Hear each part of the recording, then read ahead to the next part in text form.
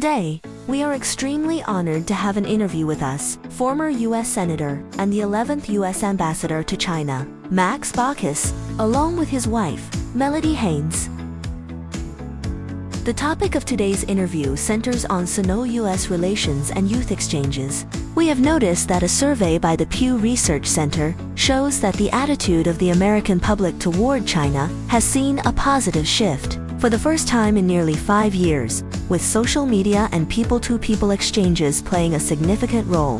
What potential impact do you think this positive shift in public attitude might have on the formulation of the United States' future policies towards China? Can it effectively prompt U.S. policymakers to change their China strategy and move toward dialogue and cooperation? Well, it's an excellent question. First of all, the good news. The good news is there's a positive shift. That is, Americans' view of China as being unfavorable is a little better than it was maybe compared with last year. That's the good news. The not so good news is still most Americans' attitudes toward China is still unfavorable. And it's quite significantly unfavorable. It's a little bit better now than it was in 2024, but it still is pretty bad right now. And I think we should recognize that it still is, it's a problem. So I don't think the positive shift is going to have much of an effect because it's only a slight shift.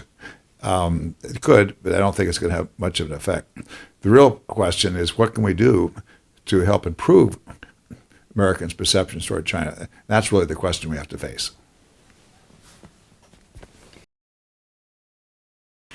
I'm encouraged to see that the positive attitude has improved, but I do agree that there's still a long way to go.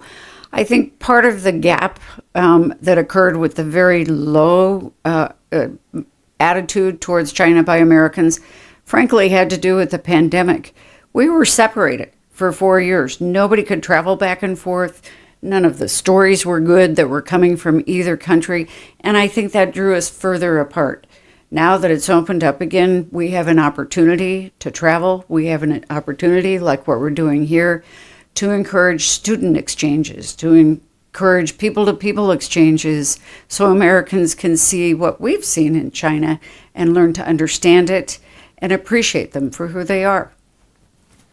What measures do you think can be taken to further promote in-depth cooperation between Chinese and American students in cultural exchange activities and other aspects? What words of encouragement do you have for the young students of both countries?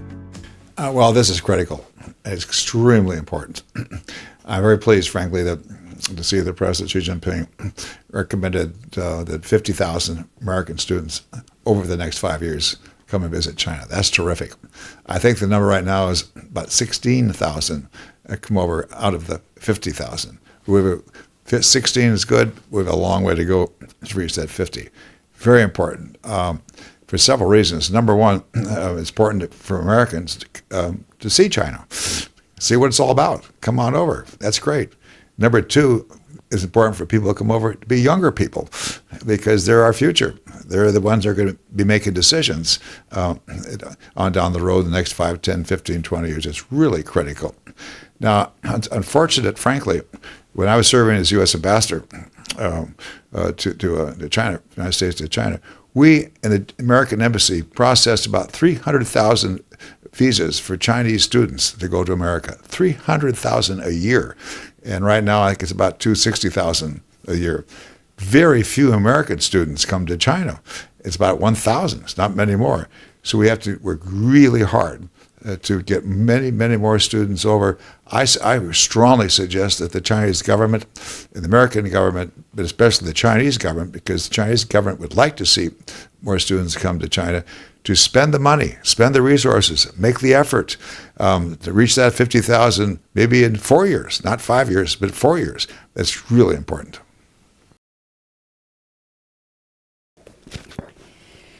When we were in Beijing and my husband was serving as ambassador, we tried very hard to facilitate as many student exchanges as we could. When American students would come over, we'd bring them to our residence and bring Chinese students to interact with them. We'd serve them American food. We'd try to have a cultural exchange. because we really believe that if you have that kind of people-to-people, especially with our next generation, it's hard to not like somebody you've gotten to know. It's hard to not like somebody you've eaten a meal with, and that you realize you really want the same thing in life, which is to have a good job, have a family, some medical care, and take a vacation once in a while. And I think students realize the similarity. So what can be done to continue to encourage that? Again, now that the pandemic's over, we can start those exchanges again. But I think Chinese universities and American universities need to incentivize students for the mutual exchange, offering specific programs that give credit, college credit, that go towards a degree, assuring students respectively that the United States is safe, that the United States is safe, and that China will be safe for American students.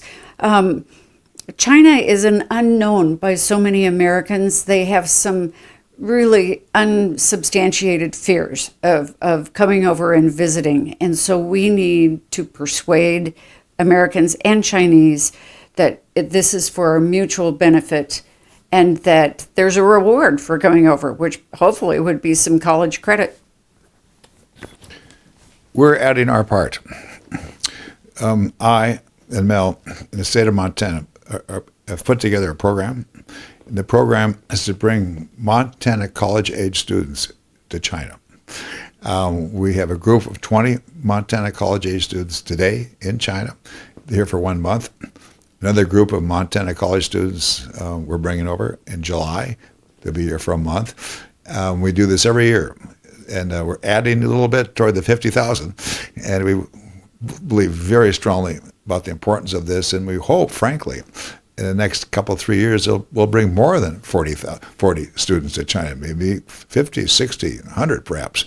And we're trying to do our best, frankly, to raise resources to support all this. The 20 students who are here now are here, all expenses paid.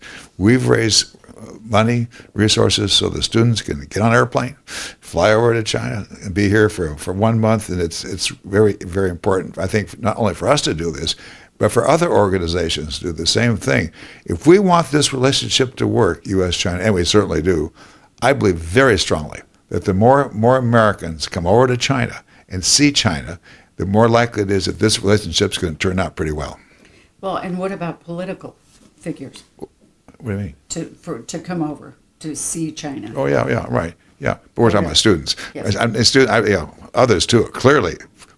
Political figures, musicians, athletes, everybody. But our program is the students. What encouragement do you have for the young people? When you're young, the whole world's ahead of you. You've got, it's what you make out of it. And if you take risks, if you're adventurous, and if you're non-judgmental, and if you're curious, you're going to have a wonderful, rewarding, enriched life. Now, sure, it takes a little bit of effort to get up and come over to China, but not very much, just a little, not very much. And it's so important because the future of the world, in many respects, depends upon the quality of the relationship between U.S. and China. If the relationship between U.S. and China is pretty good, then the living standards of our children and our grandchildren is going to be pretty good. If the relationship's not so very good, then the quality of life of our children and grandchildren will not be very good. So it's very, very important personally for students to come over to see China, feel it'll so enrich their lives. They'll see things they just couldn't believe, and it's going to be positive. They just learn so much.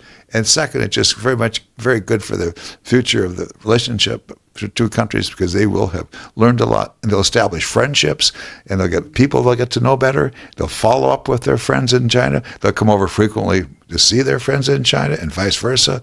It's a no-brainer. It's very important. Both China and the United States have rich folk cultural heritages, such as China's intangible cultural heritages and the jazz culture of the United States. How do you think China and the United States should enhance unofficial people-to-people and cultural exchanges between the two countries? Well, we've been doing that a little bit in the past, but more so in the past than recently. There have been a lot of cultural exchanges, maybe 10 years ago, between the United States and China. For example, when we were serving in the U.S. Embassy, the Philadelphia Orchestra came over, and we hosted the orchestra, and they played. It's wonderful. And, of course, everybody remembers the ping-pong diplomacy of several years ago. But any organization here, a cultural organization, whether it's a symphony or whether ballet or whatever it is in the arts, or any athletic organization, whatever it might be, basketball, you name it, or football, soccer, I encourage those organizations to think to themselves, okay, how can we have an athletic exchange? How can we have an orchestral exchange? How can we have a ballet exchange? And they can really do wonders. And that's really important, because then we get away from all this political stuff. We can talk about what's the cultural, which is really interesting, and which is the glue between our countries. It's true that our countries do have differences, as we do with other countries in the world. But the one thing that bridges differences is fine arts and cultural activities. That's not controversial. Everybody loves music. We have different kinds of music, but everybody appreciates it. Everybody appreciates art, dance, whatever form of artistic expression it is a wonderful basis to encourage improved relationship between the countries. The other thing is that United States has hundreds of indigenous Native American and Native Alaskan tribes that are part of our culture.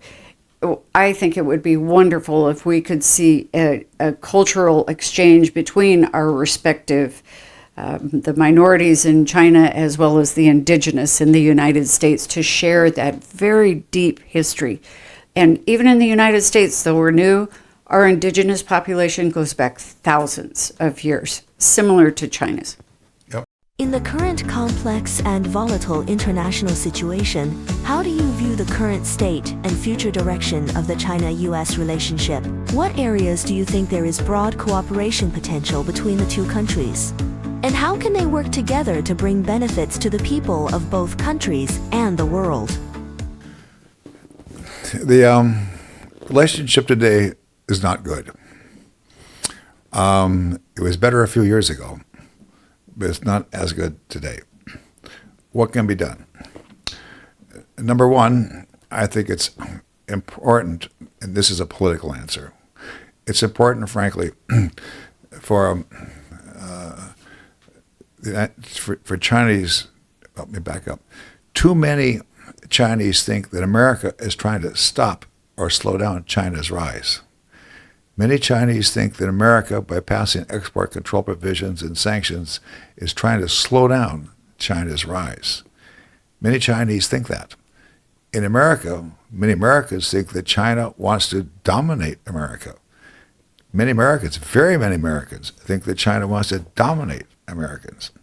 So it's very, very important for both countries to address that concern, not by words, but by deeds, by actions. That is, the United States has to show it does not want to slow down China's rise. It's impossible to slow down China's rise anyway. China's going to keep rising. So it's impossible to slow it down. Or maybe slow it down just slightly, but the more the United States tries to slow down China's rise, the more it causes China to work harder, to dig down more deeply and to be stronger. So it's not going to work. But my point is, the Americans have to show that they do not want to slow down China's rise. On the same vein, China has to show it does not want to dominate the United States. Many Americans think that China wants to dominate the United States. Many think that. And it's very important for China to recognize that and to do something about that, to show that it does not want to dominate the United States. It rather wants to work with the United States. That is really a key to all of this right now, these misperceptions that each has of the other. They may not be totally misperceptions, but they're very significantly misperceptions. So in addition to all that, it's more people, this is my bottom line, Americans visit China and Chinese visit America, the more Americans are going to realize that, hey, maybe China does not want to dominate the United States, and China, and also Chinese realize maybe America is not trying to stop China's rise. But politically today, it's a very, very difficult issue, and we have to be realistic about it. We can't paper it over. We can't be naive about it. We can't look at it through rose-colored glasses. It's a reality, and we have to deal with reality in some of the ways I just suggested.